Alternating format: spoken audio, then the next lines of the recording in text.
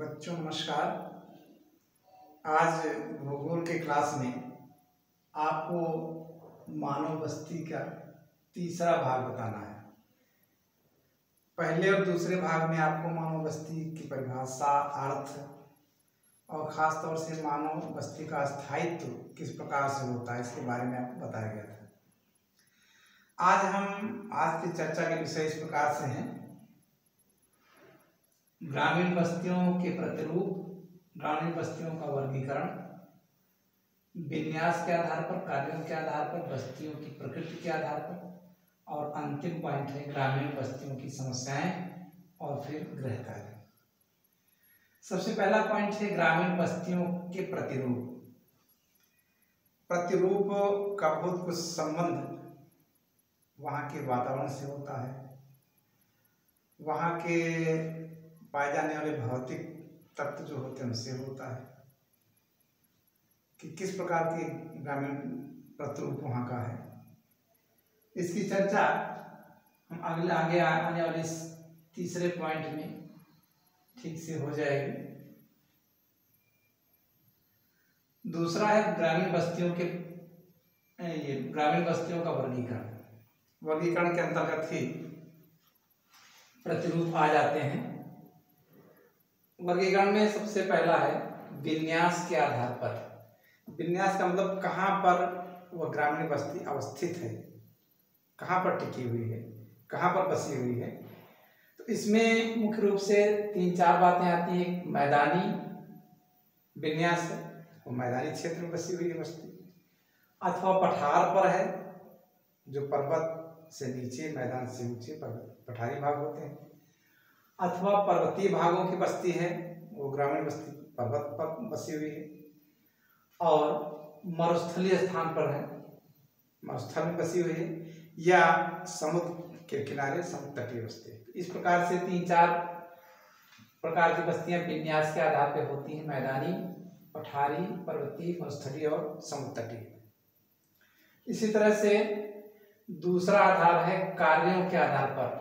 कोई भी ग्रामीण बस्ती का विभाजन हम कार्यों के आधार पर भी करते हैं कि वहां पर किस प्रकार के कार्य होते हैं, उसके आधार पर उसका विभाजन होता है। इसके अंतर्गत जैसे कृषि ग्राम, जहाँ पर मुख्य रूप से खेती का काम होता है, वैसे अन्य भी छोटे मोटे काम हो सकते हैं, लेकिन जहाँ का प्रधान कार्य, मुख्य कार्य कृषि होता है, खेती होता है, ऐसी बस्तियों को हम कृषि ग्राम कहते हैं। दूसरा है मछुआरे ग्राम। इस प्रकार के ग्राम मुख्य रूप से समुद्रों के किनारे, बड़ी बड़ी झीलों के किनारे होते हैं, जहाँ पर प्रायः मछुआरे होते हैं। कृषक भी हो सकते हैं, दस्तकार भी हो सकते हैं, लेकिन कम मात्रा में। अधिक मात्रा में मछुआरे होते हैं, इसलिए ऐसे गांवों को मछुआरा गांव या मछुआरे गांव कहा जाता है। तीसरा है लकड़हारे गांव। ज़्यादातर जंगलों के आसपास, जहाँ पर लोगों का मुख्य काम लकड़ी काटना, उसको बेचना, लकड़ी से संबंधित अन्य कार्य करना, ये सब होता है। लकड़हारे मुख्य रूप से जहाँ पर बसते हैं, ऐसे ग्रामों को लकड़हारा गांव कहा जाता है। अगला है पशुपालक। कुछ गांव ऐसे होते हैं जहाँ पर कृषि पर कम ध्यान दिया जाता है, पशुपालन पर अधिक ध्यान दिया जाता है, तो ऐसे ग्रामों को पशुपालक गांव कहा जाता है। वहाँ पर दुग्ध उद्योग बहुत विकसित होता है। ये कार्यों के आधार पर ग्रामों का विभाजन होता है। अगला है बस्तियों के प्रकृति के आधार पर।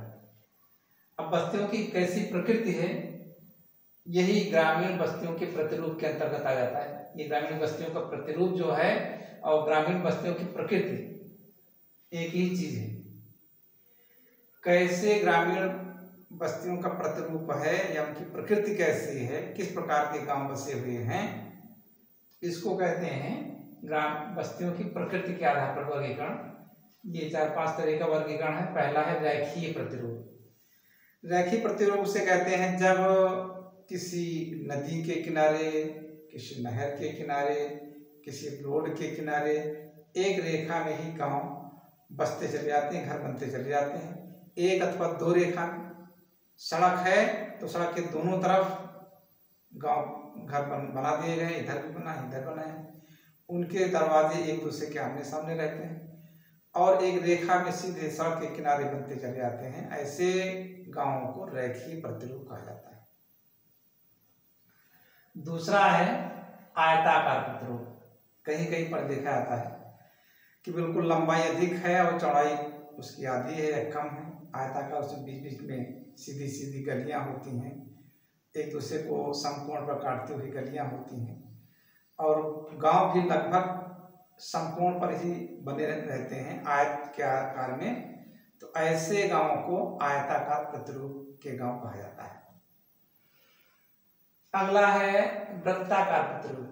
जब किसी तालाब के चारों तरफ या किसी बड़ी झील के चारों तरफ मकान बन जाते हैं गोलाकार में, उन मकानों का दरवाजा तालाब की तरफ होता है, झील की तरफ होता है, या कोई बहुत बड़ा मंदिर है और उस मंदिर के चारों तरफ बस्तियां बस जाती हैं, तो उन बस्तियों का, घरों का दरवाजा मंदिर की तरफ रहता है, बीच में मंदिर है, चारों तरफ बस्तियां हैं। तो ऐसी बस्ती को वृत्ताकार, इनका आकार वृत्त की तरफ होता है चारों तरफ, तो ऐसी बस्तियों को वृत्ताकार प्रतिरूप का गांव कहा जाता है।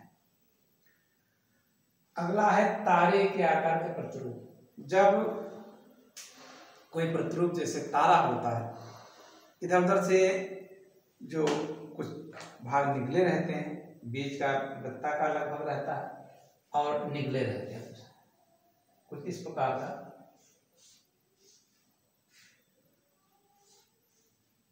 ऐसे गांव बसा होता है, तो इसको तारा प्रतिरूप कहा जाता है। अगला है चौपट्टी प्रतिरूप। जब कभी सड़कें एक दूसरे से समकोण पर दो सड़कें आके काटती, तो ऐसे स्थान पर इनके इधर ही बस्तियां बस जाती हैं, इधर बस जाती हैं, यहाँ बस जाती हैं, यहाँ बस जाती हैं। तो इन बस्तियों को चौपट्टी, एक चौराहा है और उसके किनारे किनारे इधर पट्टी बसे हुए गांव, इधर पट्टी बसे, इधर की पट्टी, तो एक चौपट्टी, इस प्रतिरूप को चौपट्टी प्रतिरूप के गांव कहा जाता है। ये तो हो गया बस्तियों की प्रकृति के आधार पर ग्रामों का वर्गीकरण, या ये कह लीजिए ग्रामीण बस्तियों का प्रतिरूप। इतने प्रतिरूपों में गांव लगभग बसे होते हैं। इससे थोड़ा पृथक भी हो सकता है, लेकिन मुख्य रूप से इतने ही प्रतिरूपों में गांव बसते हैं। अब चौथा पॉइंट है ग्रामीण बस्तियों की समस्याएं। इसके पहले के वीडियो में भी आपको कुछ इंगित किया गया था कि ग्रामीण बस्तियों की क्या विशेषताएं हैं, क्या समस्याएं हैं। गांव की समस्याएं इसमें जो बताई गई, यद्यपि सरकार का ध्यान ग्रामीण क्षेत्रों में अधिक होने से इन समस्याओं का धीरे धीरे निदान हो रहा है और पहले की अपेक्षा बहुत कम हो गई समस्याएं, लेकिन फिर भी अभी नगरीय क्षेत्रों की अपेक्षा यहाँ पर समस्याएं अधिक हैं। वो मुख्य बिंदु है आवागमन के साधन। जितना आवागमन के साधन नगरीय क्षेत्रों में दिखाई पड़ता है, ग्रामीण क्षेत्रों में आज भी नहीं दिखाई पड़ता है। यद्यपि सरकार के द्वारा सारे गांवों को सड़क मार्ग से जोड़ने का प्रयास किया गया है और अधिकांश गांव सब जुड़ गए हैं। सारे गांव सड़क मार्ग से किसी न किसी तरफ से जुड़ा हुआ है। तो लेकिन अभी भी उतनी ज़्यादा मात्रा में आवागमन सुविधा नहीं है जितनी शहरों में होती है। तो एक पहली समस्या ये है। दूसरी समस्या स्वच्छ जलापूर्ति।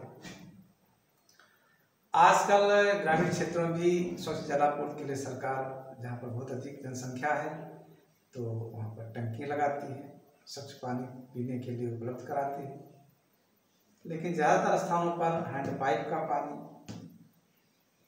जो कम ऊपरी लेयर से आता है लोग पीते हैं, जो इतना स्वच्छ नहीं होता है। तो ये भी एक समस्या है। तीसरी समस्या स्वास्थ्य सेवाएं। जब स्वास्थ्य संबंधी कोई दिक्कतें आती हैं, छोटे मोटे डॉक्टर गांव में रहते हैं और किसी गांव में वो भी नहीं होते हैं, तो स्वास्थ्य सेवाओं के लिए हमें बड़े शहर को जाना पड़ता है, नगरों में जाना पड़ता है। कोई बड़ी समस्या आ गई स्वास्थ्य संबंधी तो तुरंत हमें बाहर जाना पड़ता है। यद्यपि सरकार की तरफ से इस प्रकार की भी सुविधाएं उपलब्ध कराई गई कि हम तुरंत स्वास्थ्य सुविधाओं का लाभ ले सकें। हम तुरंत फ़ोन करते हैं, एम्बुलेंस आती है और कोई इमरजेंसी हो तुरंत हम स्वास्थ्य केंद्र पर पहुंचाती है। तो ये समस्याएं थोड़ा कम हुई हैं पहले की अपेक्षा। पहले होता था कि गांव की सड़क भी नहीं है, कोई इमरजेंसी आ गई स्वास्थ्य संबंधी तो आदमी का दम घुट जाता था, मर जाता था। लेकिन ये समस्या धीरे धीरे आवागमन के साधन भी हैं, अपने साधन से या सरकारी साधन से हम स्वास्थ्य लाभ ले सकते हैं। लेकिन फिर भी गांव के स्तर पर अभी उतनी सुविधाएं नहीं हो पाई हैं जो नगरों में उपलब्ध है। अगला है विद्युत आपूर्ति। यद्यप सभी गांवों को बिजली से जोड़ने का प्रयास किया गया है और हर जगह बिजली पहुंचाई गई है, फिर भी उतनी मात्रा में अभी बिजली की आपूर्ति ग्रामीण क्षेत्रों में नहीं हो पाती है जितनी मात्रा में शहरों में होती है, नगरों में होती है। तो बिजली की आपूर्ति भी एक समस्या है, कम आपूर्ति रहती है। इससे कुछ सिंचाई के साधन जिसे सींचते हैं, ट्यूबवेल लगाए हैं तो उनकी भी दिक्कतें आती हैं और भी समस्याएं आती हैं, प्रकाश की समस्या आती है।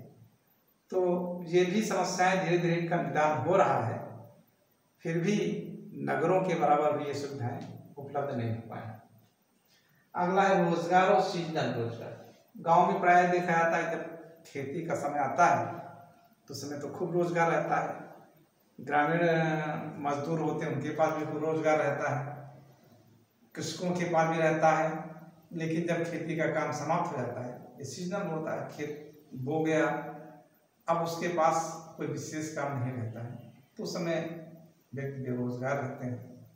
सीजन पर तो रोजगार मिलता है लेकिन सीजन खत्म होता है खेती बाड़ी का तो रोजगार बहुत कम हो जाता है, रोजगार नहीं रहता, लोग खाली रहते हैं। तो ये भी एक समस्या है। अगली है शिक्षा। शिक्षा संबंधी एक समस्या ये है कि छोटे मोटे स्कूल तो गांव में हैं, प्राइमरी स्तर के, जूनियर हाई स्कूल स्तर के, लेकिन उसके ऊंचे स्तर के गांव में ये शिक्षा व्यवस्था नहीं दिखाई पड़ती। डिग्री कॉलेज, टेक्निकल कॉलेज, औद्योगिक प्रतिष्ठान, ये सब उनकी शिक्षा प्राप्त करने के लिए हमें शहरों को जाना पड़ता है, नगरों को जाना पड़ता है। ये शिक्षा की भी समस्या है। तो इनका भी प्रयास हो रहा कि ग्रामीण क्षेत्रों में जहाँ पर जनसंख्या अधिक है वहाँ पर उच्च स्कूल भी खोले जा रहे हैं धीरे धीरे, प्राइवेट सेक्टर में और सरकारी सेक्टर में। तो इनकी समस्याएं भी धीरे धीरे कम हो रही हैं, लेकिन फिर भी नगरों की अपेक्षा आजकल उच्च शिक्षा की समस्या बहुत ज़्यादा गाँव में देखी जाती है। और इससे समस्या होती है कि बालक तो चले जाते हैं तो लेकिन बालिकाओं के लिए विशेष कष्ट होता है उच्च शिक्षा लेने के लिए। तो इन बिंदुओं पर आज चर्चा किया गया।